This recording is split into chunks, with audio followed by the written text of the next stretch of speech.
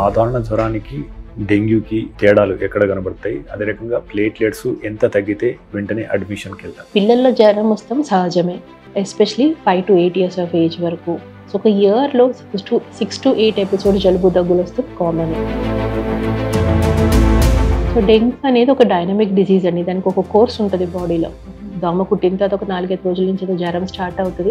జ్వరం 3-4-5 రోజులు ఉంటుంది. జ్వరం తగ్గిన తర్వాత క్రిటికల్ ఫేజ్కి ఎంటర్ అవుతారు. అప్పుడు ప్లేట్లెట్స్ డ్రాప్ అవుతాయి. జ్వరంతో పాటు చైల్డ్ డల్గా ఉంది, డ్రౌజీగా ఉంది, అండ్ యూరిన్ సరిగ్గా వెళ్ళట్లేదు, కాళ్ళు చేతులు చల్లబడుతున్నాయి, ఏమైనా ర్యాషెస్ లాగా బాడీలో కనపడుతున్నాయి, పర్సిస్టెంట్గా వాంతులు అవుతున్నాయి, లేకపోతే లార్జ్ వాల్యూమ్ లూజ్ మోషన్స్ అవుతున్నాయి. ఇవన్నీ ఏంటంటే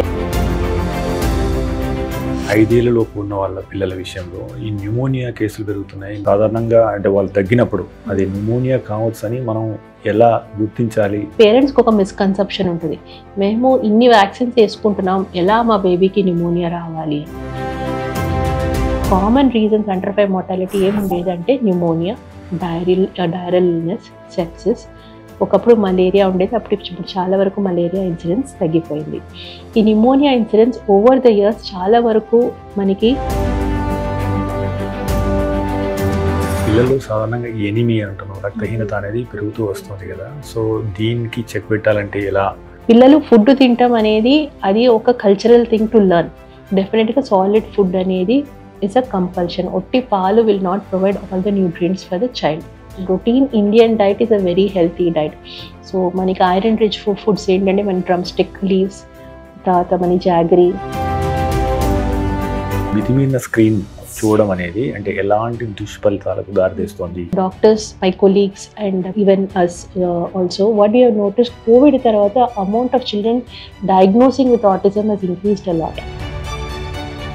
There is a lot of causal relationship, but a proven కాదు that screen time is associated with autism. ఒక స్క్రీన్ రికమెండేషన్స్ ఏంటంటే less than 18 months of age కి screen 0. No screen should be provided to children.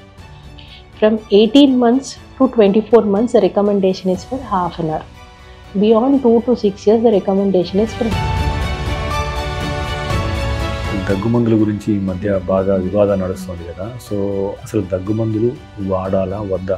So దగ్గు అనేది ఎందుకు వస్తుందో first ఆలోచించుకోవాలి. దగ్గు అనేది ఎందుకు వస్తుంది? ఎక్కడైనా కామన్ రీజన్ దగ్గు ఎందుకు వస్తుంది? ఇన్ఫెక్షన్ ఉంటుంది.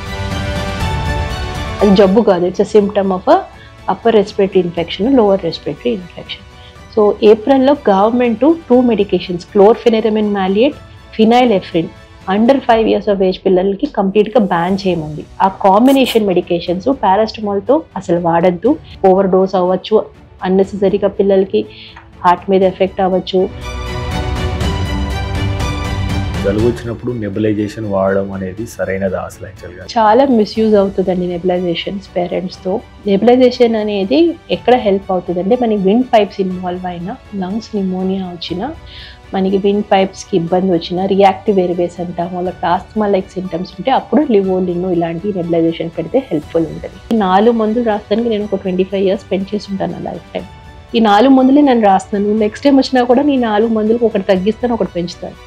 నాకు ఇన్ని సంవత్సరాలు పట్టింది. మీకు ఎలా ఒక సంవత్సరంలో ఒక బేబీని కనేసి మీరు డిసైడ్ అయిపోయి మీరు మందులు రాసుకుంటారో నాకు తెలియదు.